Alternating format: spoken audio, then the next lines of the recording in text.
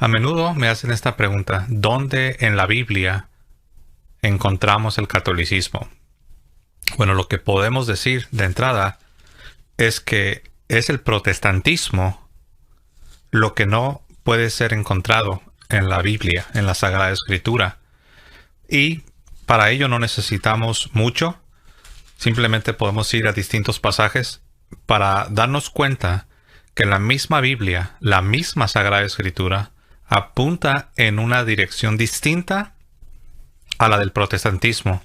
Es decir, apunta hacia la fe católica. Hay muchos pasajes en la Sagrada Escritura que no tienen aplicación, no tienen propósito, no tienen sentido cuando uno los ve desde el punto de vista protestante.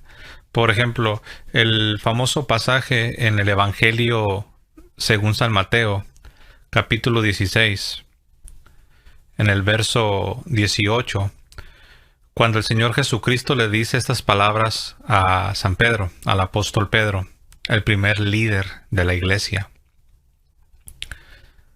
El Señor Jesús dijo, Mateo 16, verso 18, y yo también te digo que tú eres Pedro, y sobre esta roca o piedra edificaré mi iglesia, y las puertas del Hades o del infierno no prevalecerán contra ella.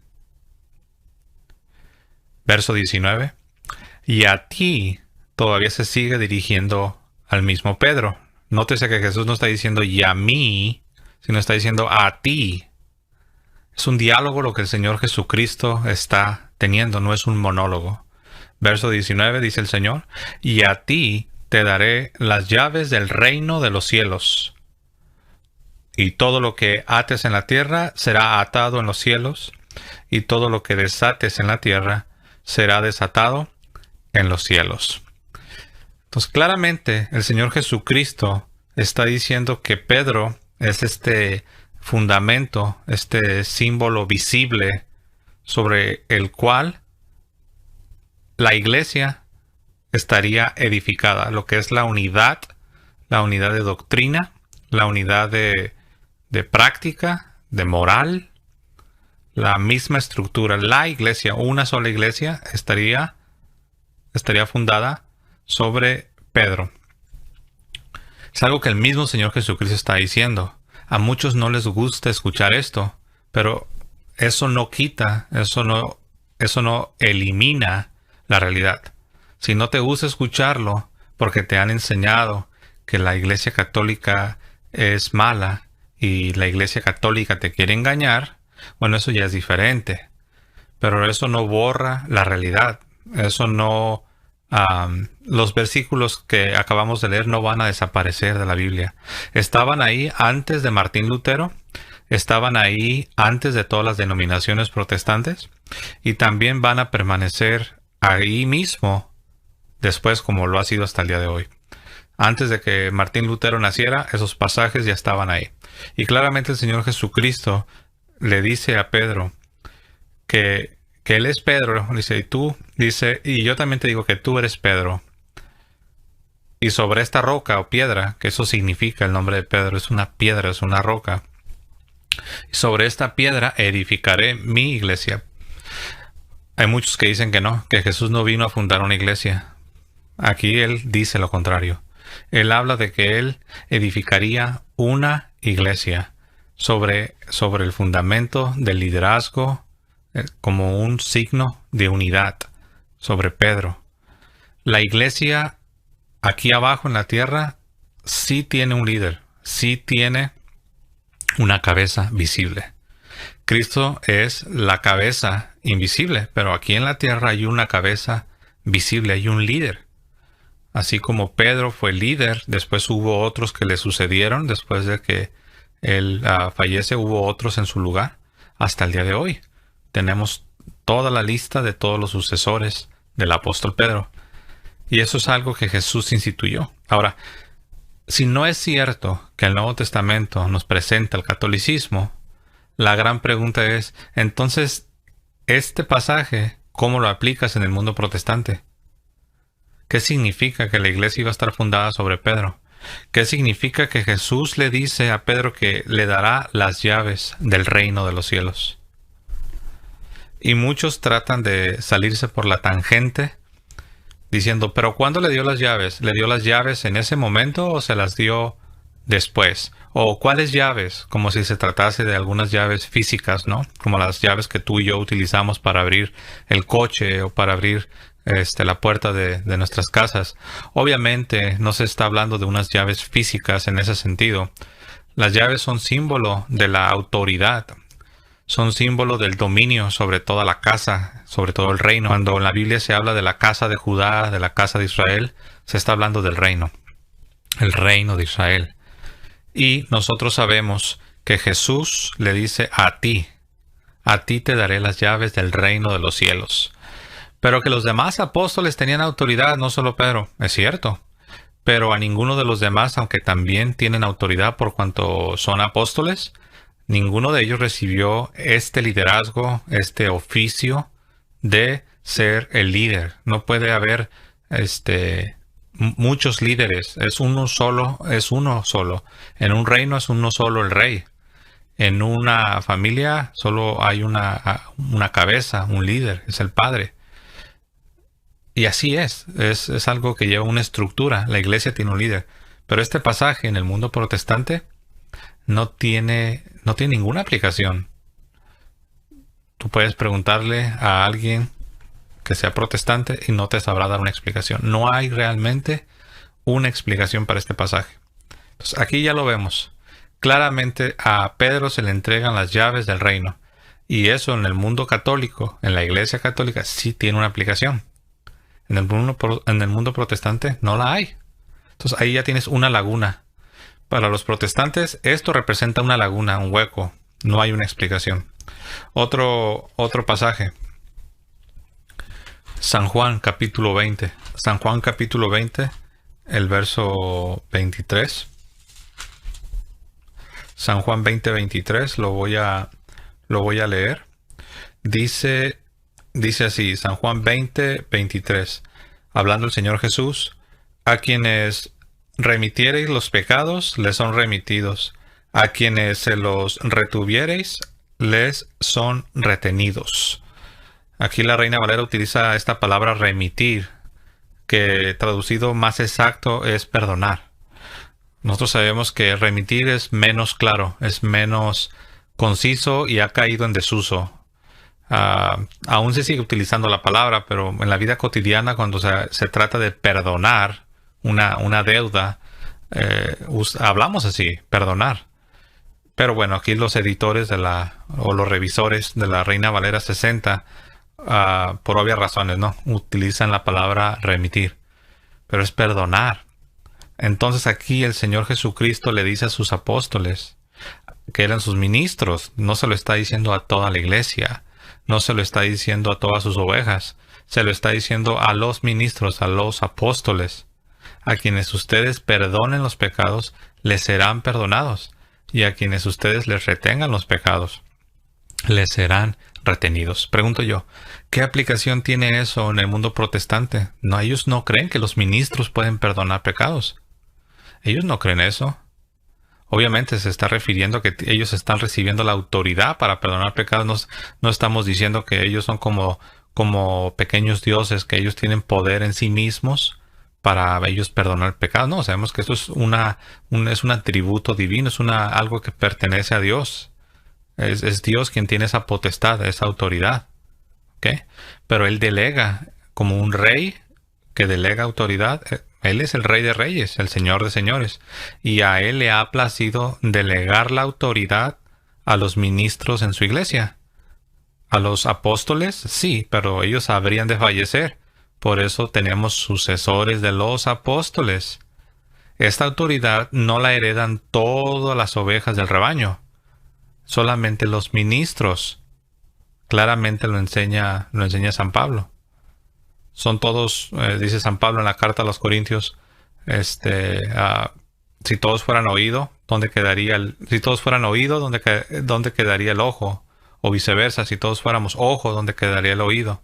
Entonces, en la iglesia hay diversidad de dones, también hay distintos oficios. Y los ministros, en este caso los sucesores de los apóstoles, los obispos, y aquellos que trabajan con los obispos, que son los sacerdotes, son los que tienen esta autoridad para perdonar los pecados. Pero en el mundo protestante, ¿qué aplicación tiene eso? Ninguna, porque ellos no creen que los ministros han recibido la autoridad de Jesucristo para perdonar los pecados. En otras palabras, niegan este pasaje. Niegan San Juan 20:23. Claramente lo dice. De una manera muy clara. No hay ni siquiera lugar a la interpretación. Algunos dicen, no, esa es tu interpretación. Pero la pregunta es, ¿en qué te basas para decir que es mi interpretación? Porque yo no estoy interpretando, simplemente estoy leyendo. San Juan 20:23.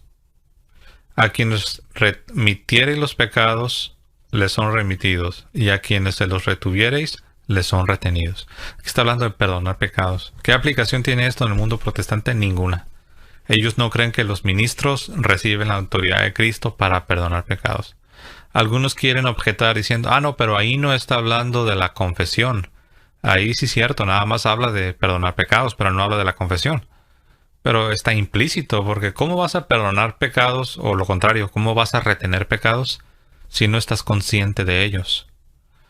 Yo, para poder perdonar a una persona que viene pidiendo perdón, yo necesito escucharle, yo necesito ver de qué se trata, o al revés, para yo retener o para rehusarme a otorgar el perdón a una persona, no puedo hacerlo si no he escuchado de qué se trata. Entonces la confesión, la exteriorización de ese pecado, de esa falta, de esa transgresión, está implícita. Se tiene que exteriorizar, se tiene que confesar, se tiene que sacar del corazón y se tiene que vocalizar, se tiene que profesar. Es una acusación. De hecho, confesar significa autoacusarte. Es cuando un individuo, es cuando un cristiano, convencido de su pecado, convencido de haber ofendido a Dios y al prójimo, es cuando se acusa a sí mismo, es cuando se confiesa. Entonces es obvio que ahí está implícita la confesión. Si no, Cristo jamás hubiera dicho, a quienes ustedes les perdonen los pecados, les serán perdonados, y a quienes ustedes se los retengan, les serán retenidos. Si no hay confesión, ¿cómo se puede perdonar? Si no hay confesión, ¿cómo se puede rehusar el perdón? ¿O cómo se puede retener el pecado de una persona? Entonces, esto no tiene aplicación tampoco en el mundo protestante. Entonces, ¿cómo nos van a decir que la fe cristiana de la Biblia es el protestantismo cuando estos pasajes que son tan importantes, estas palabras que son tan importantes, que salieron de la misma boca del Verbo de Dios encarnado, no tienen aplicación? Son lagunas que existen en el mundo protestante. Y estas no son las únicas. ¿Qué decir de San Juan capítulo 6? Cuando uno va a San Juan capítulo 6, uno se encuentra con este discurso del pan de vida y encontramos las siguientes palabras, las voy a leer. San Juan 6, voy a leer desde el verso 48 en adelante. Yo soy el pan de vida. Vuestros padres comieron el maná en el desierto y murieron. Este es el pan que desciende del cielo, para que el que come de él no muera. Yo soy el pan vivo que descendió del cielo. Si alguno comiere de este pan, vivirá para siempre. Y el pan que yo daré es mi carne. Cuando uno está leyendo este pasaje, uno se pregunta, ¿de qué habla? ¿A qué se está refiriendo? Pues el mismo Señor responde. Él dice, el pan que yo daré es mi carne. Él aquí no dice que es un símbolo que representa, que es una metáfora. Él dice, el pan que yo daré es mi carne. Algunos quieren decir, sí, se está refiriendo a la cruz. Claro, porque Él entregó su carne en la cruz. Pero Él no solo se está refiriendo a la cruz de manera aislada. Él está diciendo que ese pan que Él daría en la cruz, su carne, como un sacrificio, tú lo debes comer. Así como los judíos comían el cordero de la Pascua, no solo lo sacrificaban, sino lo comían el sacrificio. Así el mismo Señor dice que nosotros debemos comerlo. Y eso es lo que creemos los católicos, porque creemos no solamente en Cristo, sino que le creemos a Cristo. No solamente creemos que Jesús fue un personaje de la historia, sino que también le creemos a las palabras que salieron de su boca. Y él dijo que nosotros debemos comer su carne y beber su sangre. Por eso a los primeros católicos los acusaban de canibalismo, porque todo el mundo sabía que los primeros católicos, los primeros cristianos, creían que verdaderamente era el cuerpo y la sangre de Cristo. Continúo leyendo verso 53. Jesús les dijo: de cierto os digo, si no coméis la carne del Hijo del Hombre y bebéis su sangre, no tenéis vida en vosotros. El que come mi carne y bebe mi sangre, tiene vida eterna, y yo le resucitaré en el día postrero, porque mi carne es verdadera comida, y mi sangre es verdadera bebida. El que come mi carne y bebe mi sangre, en mí permanece, y yo en él. Como me envió el Padre viviente, y como yo vivo por el Padre, así mismo el que me come, él también vivirá por mí. Este es el pan que descendió del cielo, no como vuestros padres comieron el maná y murieron. El que come de este pan vivirá para siempre. Y así podemos continuar leyendo. Hay muchas enseñanzas que podemos sacar, pero es obvio que esto se está refiriendo a la Eucaristía, que es el cuerpo y es la sangre de Cristo. Esto no tiene aplicación, eso de comer su carne y beber su sangre, no tiene una aplicación realmente en el protestantismo. Algunos dicen que es un símbolo, otros dicen que solo está hablando de manera metafórica, otros dicen que no, que sí está ahí la presencia de Cristo, pero de una manera espiritual. Otros dicen, no, sí está ahí la presencia de Cristo y es algo más fuerte que espiritual, pero no es su carne, pero no es su sangre. Lo que comes no es su carne, y lo que comes no es lo que bebes, lo que bebes no es su sangre. Y el católico toma las palabras de Cristo tal y como son. El católico cree, profesa y defiende la doctrina de que debemos comer su carne y beber su sangre. Eso de comer la carne y beber la sangre de Cristo, ¿qué aplicación tiene en el mundo protestante? No tiene nada. La mayoría de los que se llaman evangélicos creen que es un símbolo. Yo llegué a pertenecer a una congregación donde constantemente cancelaban lo que ustedes sabrán que en las iglesias pentecostales o bautistas, en el caso mío era una iglesia bautista, le llaman la Cena del Señor. Y muchas veces había un calendario y se hacía una vez al mes. Y muchas veces estaba programada la Cena del Señor para tal día. Y no, se iba acercando el día y se cancelaba porque había otras actividades. En una ocasión me tocó, no recuerdo si fueron 2 o 3 meses, y me acuerdo que me sentí incómodo. Aún como protestante me sentí incómodo que por 2 o 3 meses se seguía posponiendo. ¿Por qué? Porque pues no creen que es la carne, no creen que es la sangre de Cristo. Entonces no tienen esto, lo han perdido. Gracias a los esfuerzos de Martín Lutero. Y de ahí pues Martín Lutero tenía una creencia más fuerte, pero de ahí se fueron saliendo otros grupos hasta que terminaron creyendo que solo era un símbolo. Entonces esto no tiene una aplicación en el mundo protestante. Solamente hemos visto 3 pasajes. Vimos el de cuando Jesús le da las llaves del reino de los cielos a Pedro y le dice que iba a fundar su iglesia sobre él. Vimos cuando Jesús dice que a quienes ustedes perdonen los pecados les serán perdonados. Y vimos este pasaje donde Jesús dice que debemos comer su carne y beber su sangre. Nada más hemos visto 3 pasajes, no vamos a ver más. Y de hecho no nos hemos detenido demasiado en cada pasaje. Pero son 3 pasajes que claramente apuntan hacia el catolicismo. 3 pasajes. Y son pasajes importantes, no estamos hablando de cualquier cosa. No estamos hablando de algo secundario. Estamos hablando de algo muy importante, de comer su carne, beber su sangre, perdonar pecados, las llaves del reino de los cielos. ¿Qué cosa más importante que las llaves del reino de los cielos? Y esas 3 cosas no tienen una aplicación, no tienen sentido en el mundo protestante.